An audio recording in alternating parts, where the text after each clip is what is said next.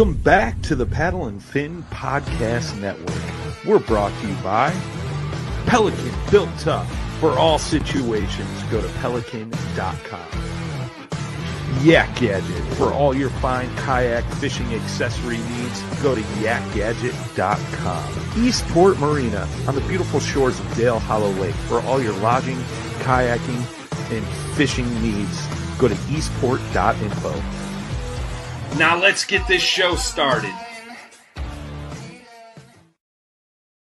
Hey guys, welcome. It's Takeover Tuesday. Let's do this. Welcome to a special edition of the Rusty Hook Podcast, streaming live on Twitch, Twitter, YouTube, and Facebook. 1 hour of straight talk regarding tournament news, angler profiles, gear reviews, and more. Now let's get our show started by joining with John Rapp, our host. All right, guys, welcome to the Rusty Hook Kayak Fishing Podcast. This is our Veterans Salute, our Veterans Day addition to the podcast. I've got a couple of guys in the background that are willing to come on and talk about their experiences while they were in the military.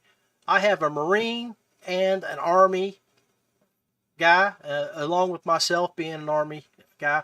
I invited a few other people, but it's a busy time of the year, and we may see some people jump on and join us, and you may just see these two crazy guys join me. So without further ado, I'm going to bring on the two gentlemen with me here.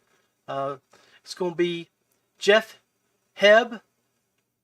He's normally from Ohio, but I guess now he resides in all places USA. Specifically working on a place now in Florida. And we're going to bring on Mike. And Mike, I don't know how to pronounce your last name, so I'm just calling you Special K, baby. Special K. That works for me. It's not the first time I've been called that. Hey, so guys, it's a veteran salute, and I salute both of you. And we're all kayak anglers, and this is so what this show is all about is kayak fishing. And what kayak fishing has done for us as veterans. But before we get into that, I really want to hear some great stories from your experiences from the military. So without further ado, anybody that wants to jump on and talk about it, talk about some of the stuff they did, let's hear it. Jeff, go ahead, man. Start it off. Yeah, man. I got stories. So first of all, like full disclosure, I joined the Combat Arms, right? And I was artillery, and nothing ever happened to me as far as combat. It was all of my injuries and aches and pains are from training. But yeah, I know we were before the show, John. We were talking about you wanted to talk about basic training, and man, that's taking me back, man. I went to they call it Fort Lost in the Woods, Fort Leonard Wood, Missouri. Leonard Wood, and yeah. We had one of the coldest, nastiest winters when I was there, and it was cold, and we slept out in the shelter house, and with the wind chill, it was like -7, so it was like the coldest that they would allow it to be before they stopped training, and my left knee actually froze to the ground one time out there. We had dug our hasty positions and had to lay in them at night, and I froze to the ground. I had to pry myself up out of the foxhole with my M16 because I was frozen to the ground. And boy, that was a funny story for a while, and now it's not so funny when I have X-rays on my knee. But yeah, so yeah, good times back then in basic, man. Hey guys, you might remember this from our days. I think Mike and them in the Marines did the same thing. So, but this here, we heard this quite a bit to start off our day.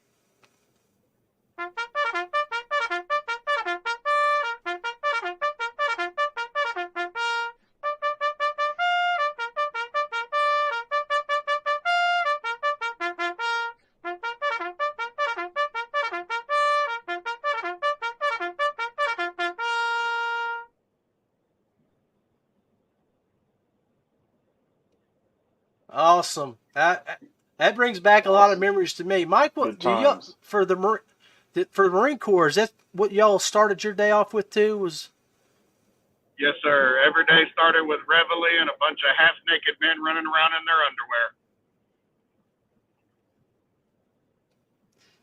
awesome, man. You'll have okay. While I got you talking there, Mike, I know you're driving and stuff, but you'll have to give us a couple of experiences from your time at Camp Lejeune when you were training. Anything stick out in your mind? So I went to boot camp in San Diego, California at MCRD San Diego. I am what they refer to as a Hollywood Marine. I went to boot camp in December, so I got to experience all of the wonderful weather that San Diego has to offer. I think the coldest that it got was about 40 degrees. The warmest that it got was about 80 degrees.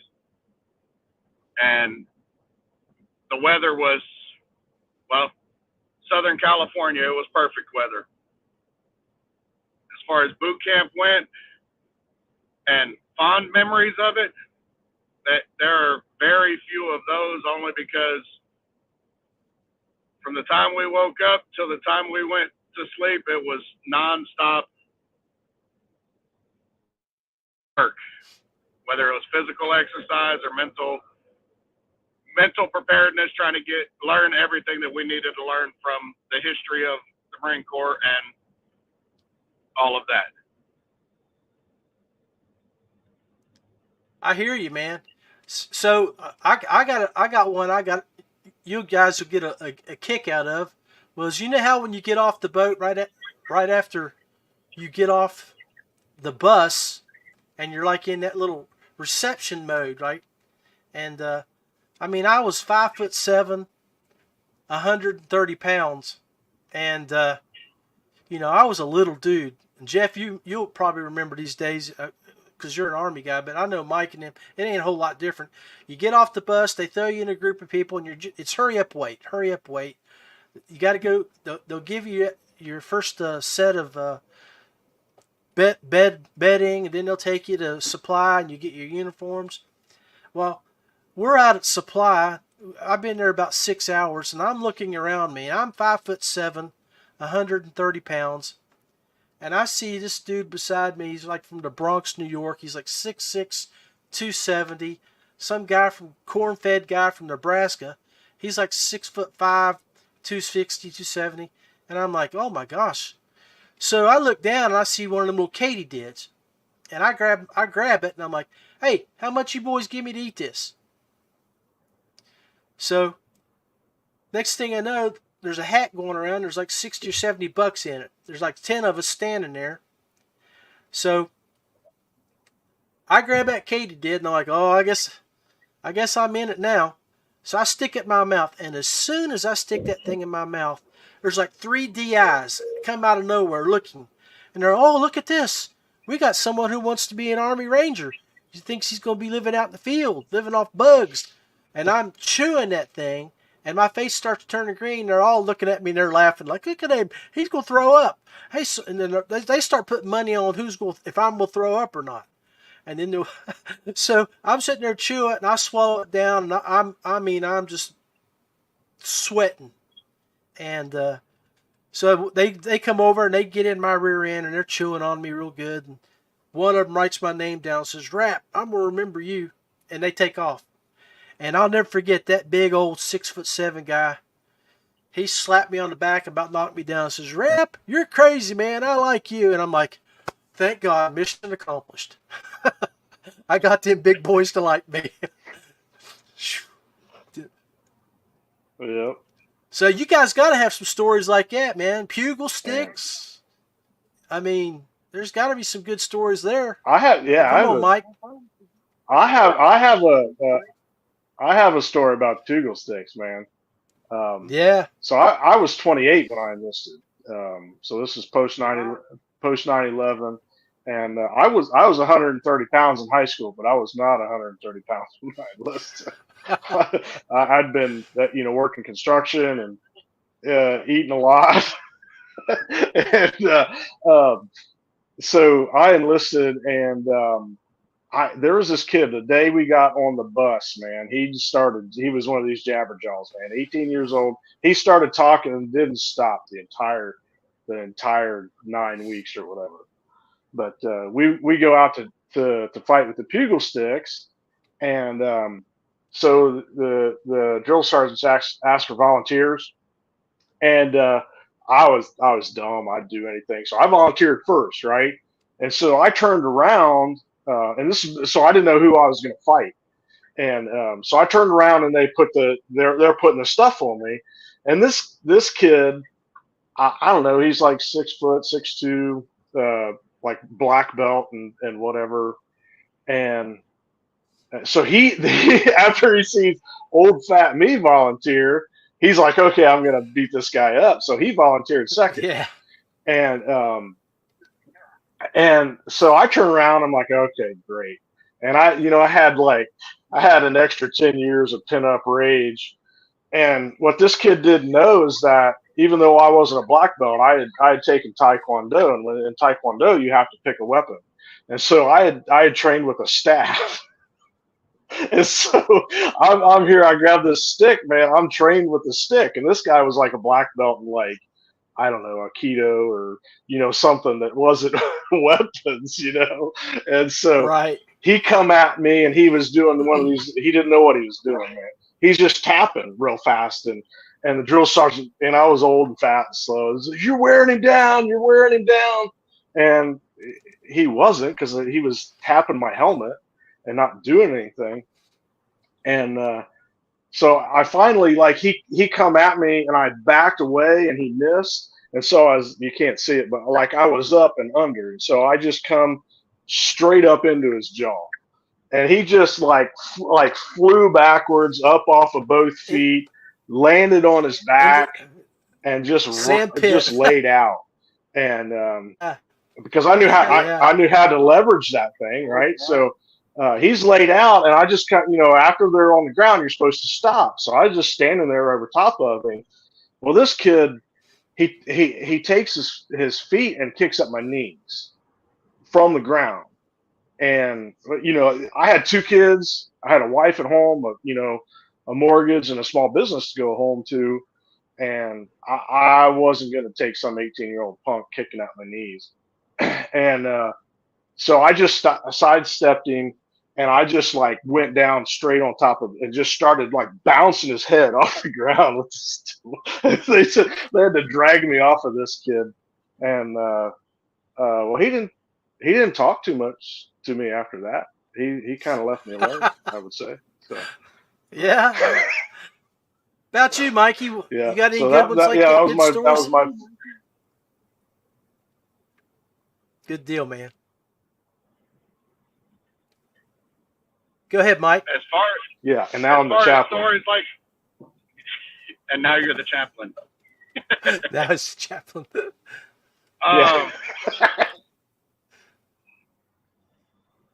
Stories like that,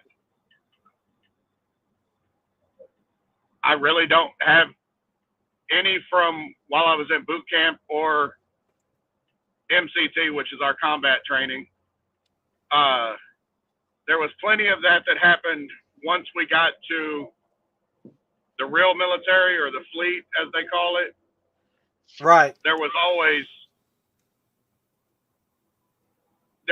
people that had issues with each other, and the only way we handled issues was take it out to the dirt pit and take care of it.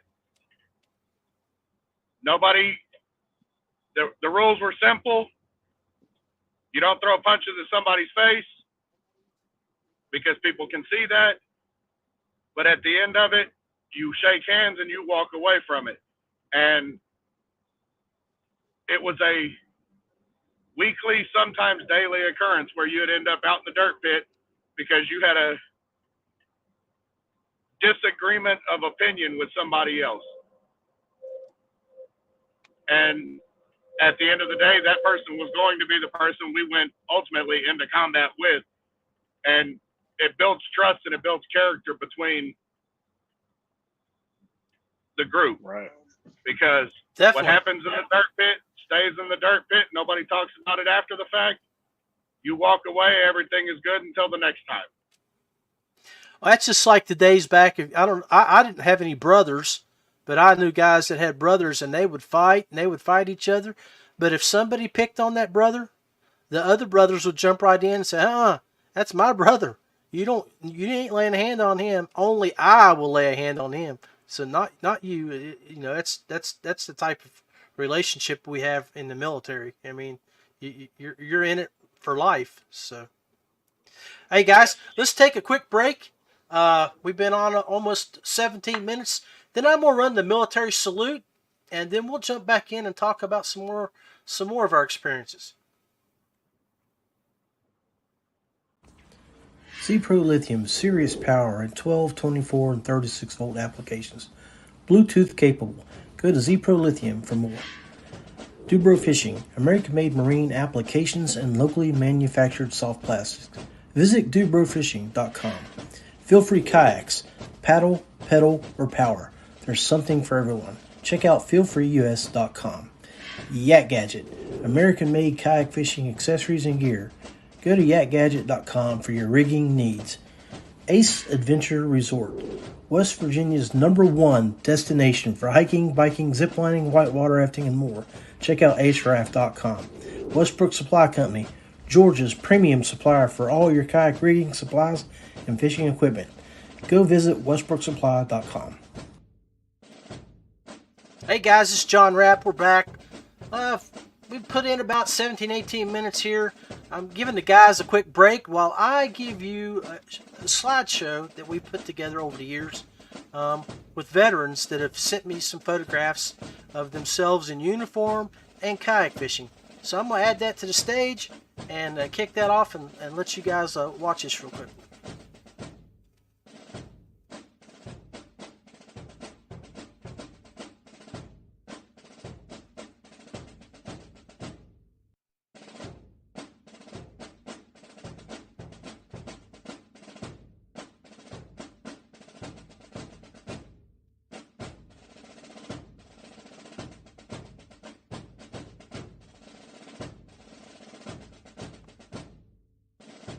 As you guys watch up to the top right of the corner, you'll see the branch of service that the guys are in if you don't recognize the uniforms.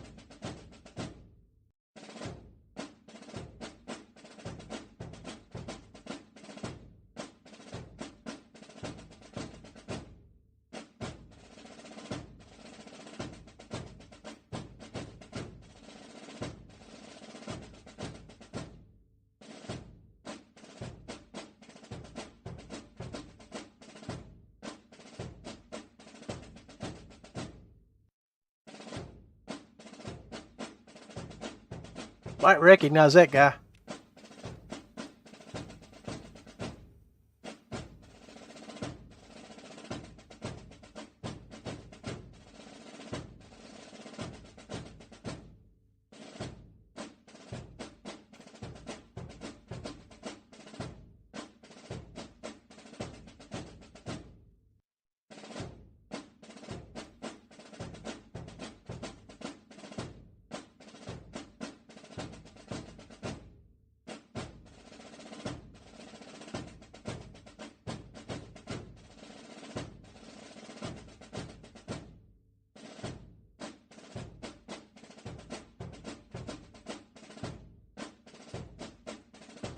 All right, so hope you guys enjoyed that little video salute to a bunch of the kayak anglers that I've met and run across with over the years in the sport.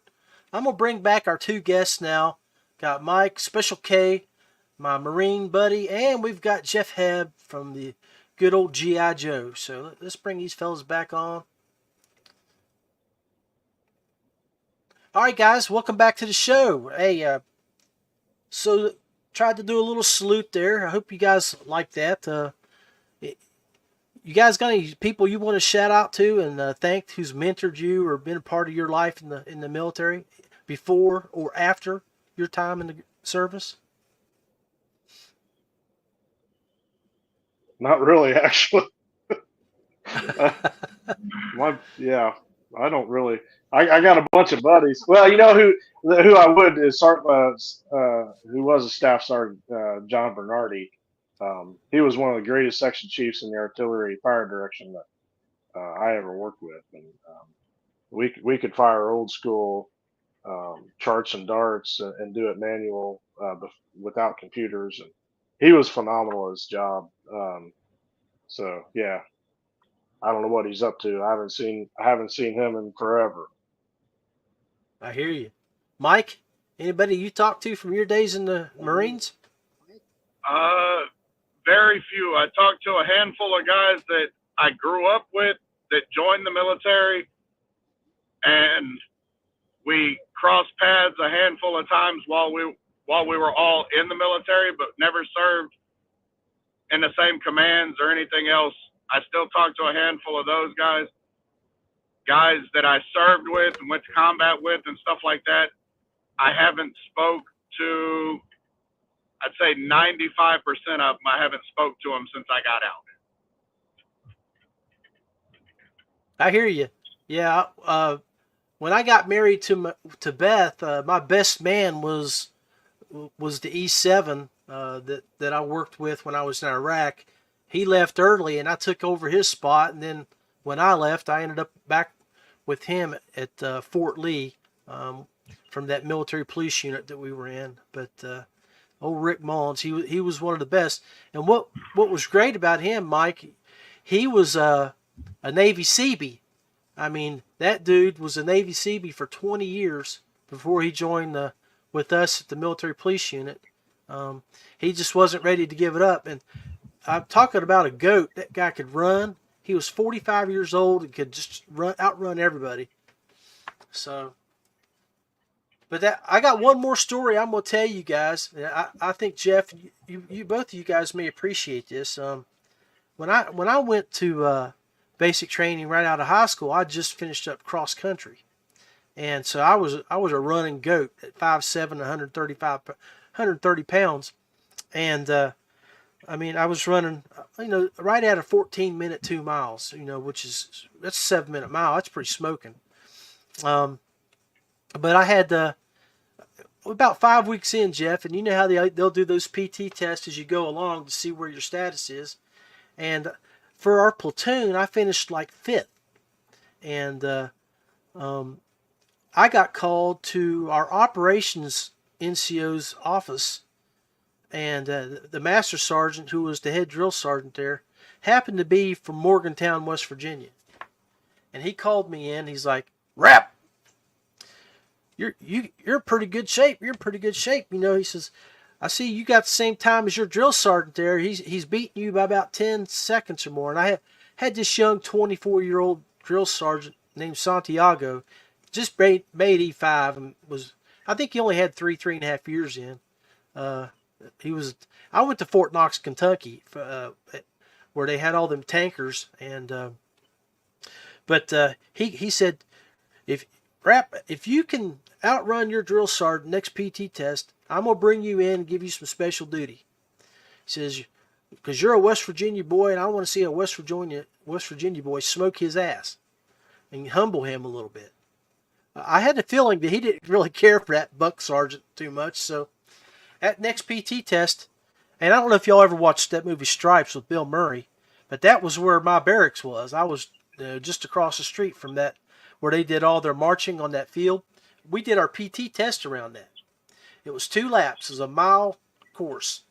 And so that first lap, I was in stride with him, right behind him.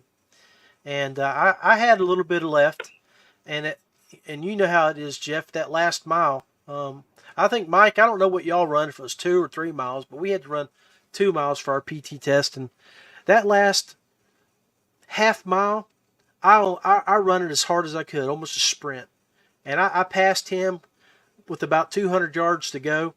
And I heard him back there, and he was doing everything he could do to catch me. But I beat him by about 5 seconds. And so that following week, I got called back to the drill sergeant's office at the platoon level. And he gave me a detail for 2 weeks after that. And all I did when we had, how you had those details during your breaks, I had to go in and spit shine his boots. Everybody thought I was in trouble, but all I had to do was go in and spit shine his boots. I never told anybody why I was in there, so. But that was some good duty, just because I outran that old buck sergeant. Mikey, why don't you give everybody a little bit of an idea about what you guys had to go through at boot camp. So I mean, you guys are, it's 12 weeks long, right? Our boot camp is 13 weeks from start to finish. You can be there a little bit longer than that if you're waiting to get picked up with your company or platoon or whatever prior to starting, but actual training cycle time is 13 weeks. Our physical fitness test, at least this is what it was when I was in. I'm pretty sure it has possibly changed by now. We did pull-ups, crunches, and a 3-mile run. For pull-ups, it was a minimum of 3, maximum of 20. Crunches, I couldn't tell you what the minimum was. Everybody shot for 100, which was the maximum. And top score on the run was 18 minutes, and it had to be done in less than 28 minutes. Yeah, 18 minutes. That's smoking. That's a 6-minute mile. That's kicking. I graduated with a kid that ran it in 16 minutes and 30 seconds or so. He had the fastest run time on MCRD San Diego when we left. I believe it. He's he probably... He was a 90-pound, 5'4" soccer player. Yeah. From overseas somewhere. Well, like Puerto Rico, or I think it was Puerto Rican. That sounds I feel like, yeah. All he did in his free time, he would get off of work and go play soccer. Prior to going to boot camp, and then I ran into him out in the fleet, and he did the exact same thing. He would go to work, do his job throughout the day, get off work, go shower, change clothes, put on soccer clothes, and then go play soccer till it was too dark to see anymore. All that kid did was run.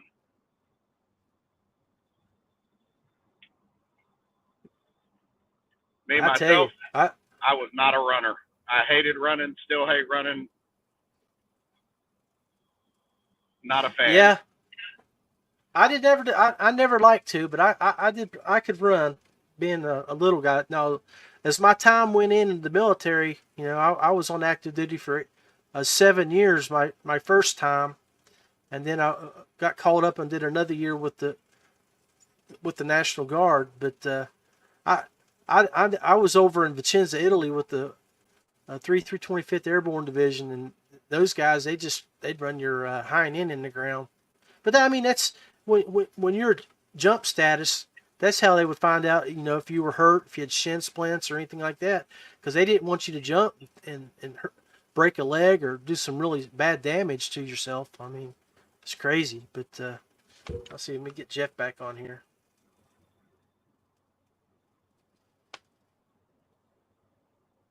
All right. I guess that's a pretty good episode or segment there. I want to talk about something else, guys. And I mean, we're talking about our veteran status, but there's a lot of things out there that we probably need to touch on. And I want to bring this to the forefront.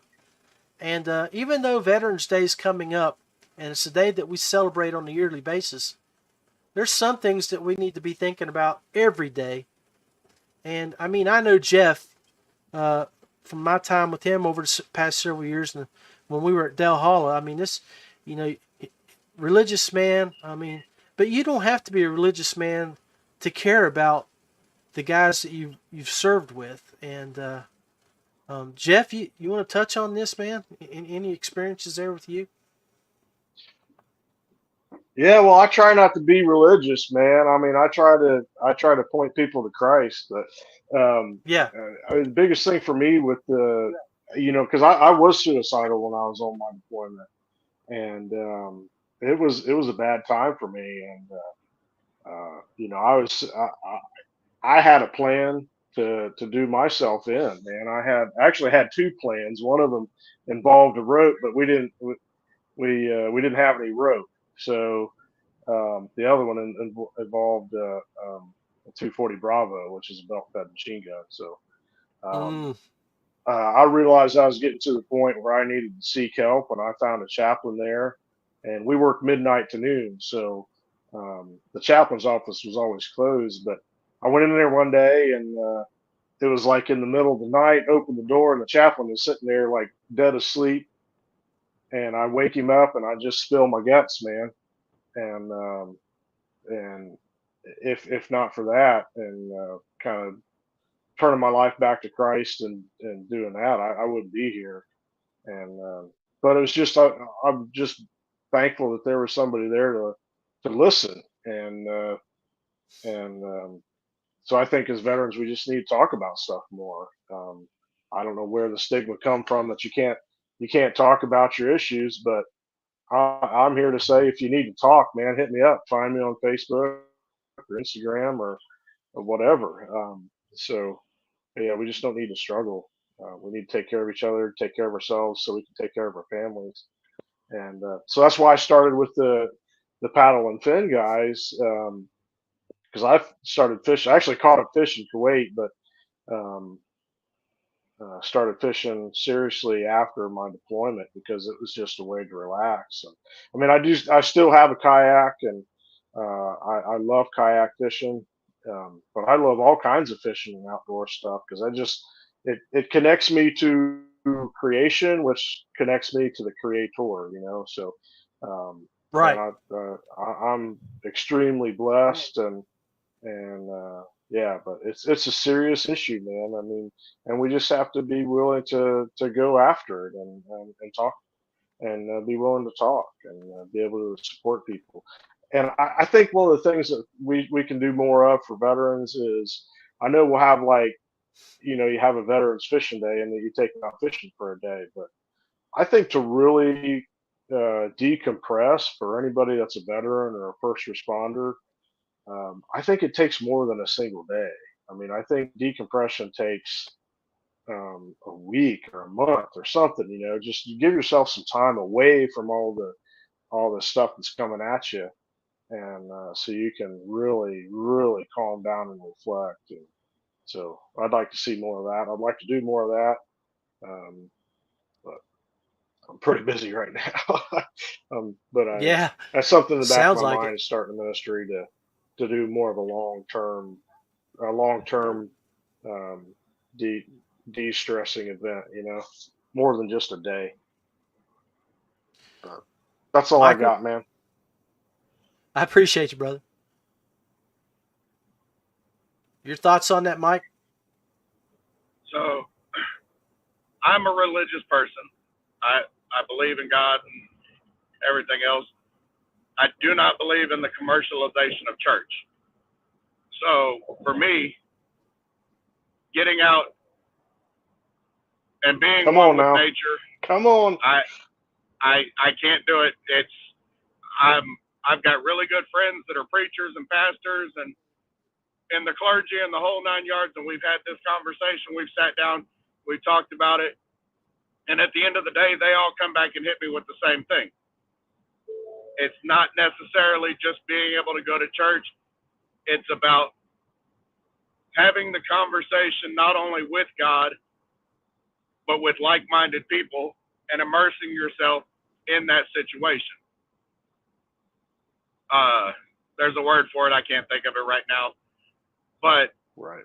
the way I see it, when I go out and I go fishing, it gives me ample opportunity to have my conversations with God.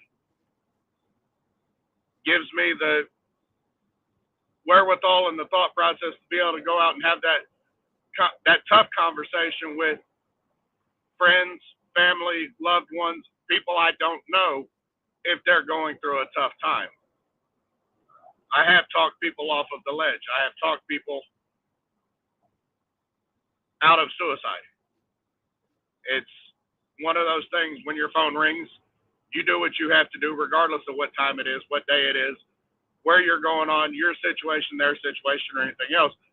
You have to find that strength to be able to have that conversation. You also Amen. have to know that that conversation is not about you at that point Exactly. in time. Exactly. So for me, being able to go out, and I use fishing as a reset. It gets me away from people, gets me away from situations and everything else. It allows me to clear my mind so I'm able to focus on the bigger things in life. I completely agree that you have to be able to share that with other people, which is why if I am going fishing, rarely do I go by myself. I may not see the person that I go fishing with at all throughout the day after we launch our kayaks. But that conversation that leads up to us putting our kayaks in the water, the conversation after the fact, it's there as a morale boost and a sense of accomplishment. Yeah, man, I totally see that, and it's it's all about the camaraderie we have with our friends and family and people like that, because you don't have to. I mean, how many times have you picked up on the phone and called somebody, and you pick up on a conversation that you left off 5 years ago? I mean, if you have a connection with people, and especially the military, just like all of us right now, we don't know each other hardly. I know I've until I talked to Mike today, I've never seen him or talked to him in person, but we have shared experiences that we can relate to, and when you have those experiences, you have the way to talk with somebody and show them, and you can help them dig themselves out of that hole that they've dug in, they've dug themselves into, and you can provide them with a way out of it. The same way that maybe that you and I, and maybe even Jeff, and that is getting outside, decompressing, slowing down a little bit, and just letting life come to us a few hours at a time instead of the rat race that we all may have to be in. Like Mike is right now, driving from his home area to Louisiana to work on a Sunday afternoon. So Yeah, and another thing, John, too, is like how we were talking about. Like, there's I'm 10 years out of uniform. I don't really hardly connect with those guys at all anymore. And but with like, you get to meet the paddle and fin guys. Like, if you can get down to one of their events, it's like having a crew again. And I remember one of the guys there. I think it might have been Chris. What's his name? Chris Anderson. Is that right? I think he was a football player. He's like, I miss that. I miss having um, the camaraderie with guys and hanging out. Like that's something the guys need too. Like, it's real easy to be really separated from any kind of um, bonding or camaraderie when you get out of the service or whatever, if you're not around those guys anymore. So that's another thing about kayak fishing is you can get in with the club or do tournaments or just do one of the meetups with the paddle and fin folks and kind of get plugged in and then have a resource to fall back on it if you need it. So I I enjoy that. totally agree with that. I totally agree with that because when you separate from the service, you separate from your family and your friends and your coworkers, the people that you depended on who had your back every day, and you find yourself alone. And when you find yourself alone, you don't have anybody to talk to. Sometimes those thoughts creep in, and you get the depression starts to Yep. kick in. And I mean, so yeah, I And mean, the thing that the military is good for is that they will program you. They break you down and program you how they want you to be, and but they don't bother to deprogram you. They just send you out in the world and just wish you well. And so that's yeah, what I'm talking about, man. Sometimes people need deprogrammed, and if you're struggling, you can and somebody used the word reset, man. Hey, get out, get a fishing rod, get a kayak, get a whatever, and disconnect, decompress, and um, you know get back into that civilian mindset, which is pretty awesome once if you've made a successful transition. Because I'm living the dream right now, man. I'm like, I got just started a winery and bought a lake house down at Okeechobee, and so life's good. But it wasn't always that way. I mean, I really had to turn myself back around before I could really start enjoying life again. Paddle and yeah, fin man. is some of the crew that helps with that stuff. Go ahead, It Mike. only took me about 8 years to find that reset button after getting out, which that reset button was very difficult to find because your mind it's like you said, it's programmed a certain way, and to get away from that, at least to an extent, get away from it. It takes some soul searching to get there. Yeah, I agree with that because with my military time, I was a state trooper for 21 years, and when I retired from the state police, you know, immediately the kayak fishing world became part of my life, and thank goodness for it because it gave me a purpose. It gave me a way to deal with the issues that I had. No, I'm not saying I had issues or troubles. I mean, we all do in our own way, but it was just an outlet for me and a great way to find a group of people to belong with, like Jeff and the guys from Paddle and Fin, the guys from my local club here in West Virginia. I mean, so, but yeah. All right, guys, we've been killing it now for about 45 minutes. We can start wrapping up with some closing thoughts and anything that you want to shout out. Hey, Mike, you have any sponsors or anybody you want to shout out to that help you with your kayak fishing hobbies and love, your passion?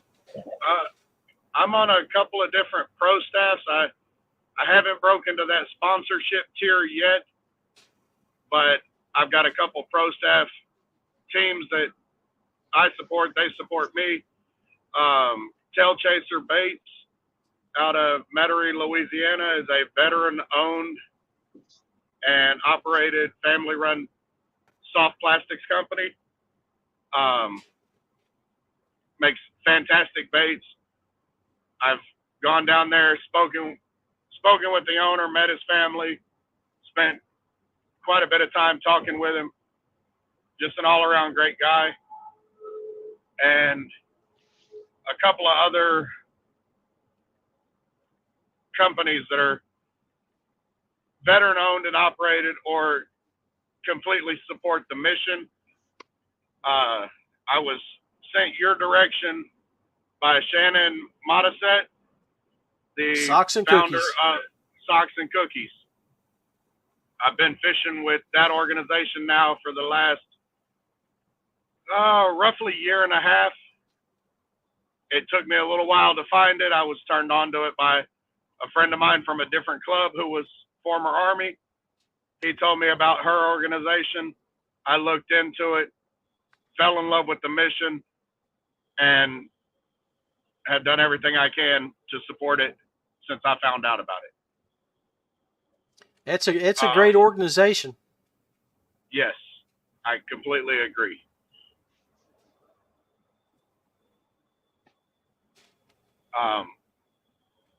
Above and beyond that, there's a few other companies. I get my tungsten from either Southern Punch, which is another company out of Southern Louisiana, or Rougarou Tackle, which is also out of Louisiana. Use vector hooks.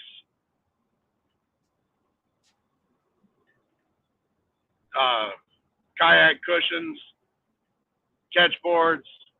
I fish out of a Hobie kayak and try to support that as much as I can. Get their name out there. Not that they need it out there anymore, that already is. But yeah, I haven't checked to see who won that Hobie BOS event today. I haven't. I have not heard. I've got a couple of people that I can reach out to find out, but I haven't seen the results myself. Yeah, I'm sure it's almost 6 p.m. I'm sure they're getting ready to do a live feed here shortly on that. Jeff, you got anybody you want to give shout out to?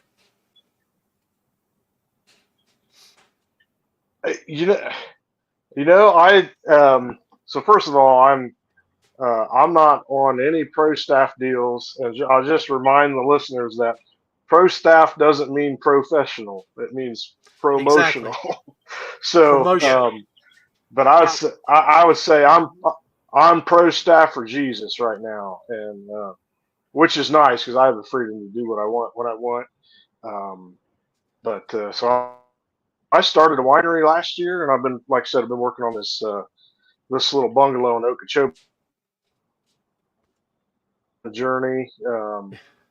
But I just say if anybody wants to reach out to me or needs to reach out and talk, just find me on Instagram or find my Facebook page, and let's chat. So, and shout out to Jeff, the Talon 10 guys. They're pretty solid. They are great group of guys. Hey, are you going to come up to New River anytime soon, or you still working with the Corps and stuff, or with the Park Services? So I'm starting a new job with the Bureau of Land Management in Idaho. So I'm going to be working from Ohio still, but yeah, I'll be focusing on Idaho for a while. So that ought to be an interesting job. But I did have a little project down there at New River. They have a lot of well capping projects in Ohio and West Virginia, all the old oil and gas wells. So yeah, I've been waiting to hear from you when you've been making you said something about you'd probably be at the New River with that new national park status. Man, that you would. I'm so busy right now. It's crazy. Yeah. Awesome, man. Well, hey guys, nothing but love for both of you. I don't get down there like I'd like to. Yeah. Thanks for sharing your stories with me today. Mike, you be safe on the road. I hope you get to where you're going safely. I'm going to kick you guys off here and do a closing up. And then I just really want to thank you and make sure you jump on here later. This will air Tuesday evening. So just jump on there when it comes out there and add your socials to it, or send them to me, and I'll add them to them. That way, people can hit you up, and if they have any questions about or want to talk to you about their experiences. So, but anyway, be blessed. Have a great Veterans Day, guys, and thank you for your service.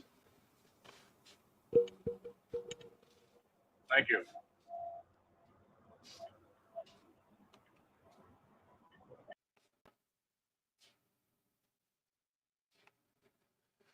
Okay, guys. So, great episode with Jeff and Mike. I really enjoyed just the conversation and the camaraderie there with those guys, talking about some of our experiences and talking about veteran issues. And you know,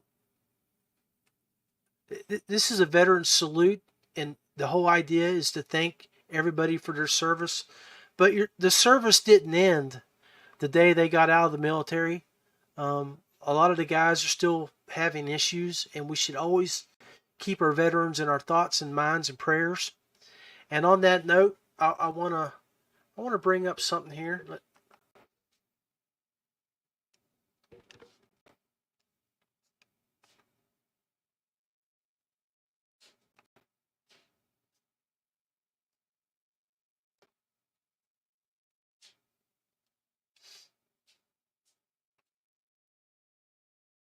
I'm gonna bring this on as soon as it gets. I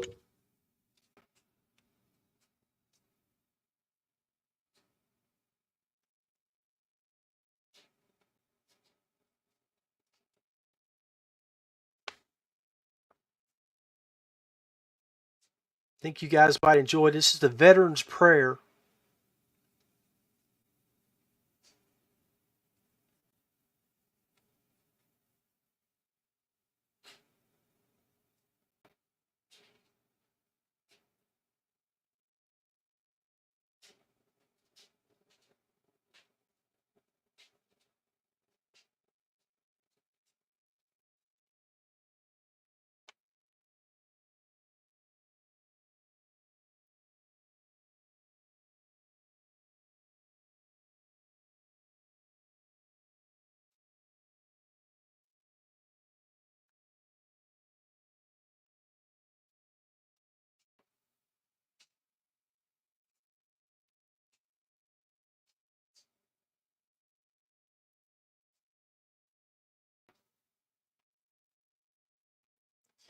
All right. I hope you guys enjoyed that slideshow. I mean, really touched me when I read it and saw it, and I just wanted to share it with you guys.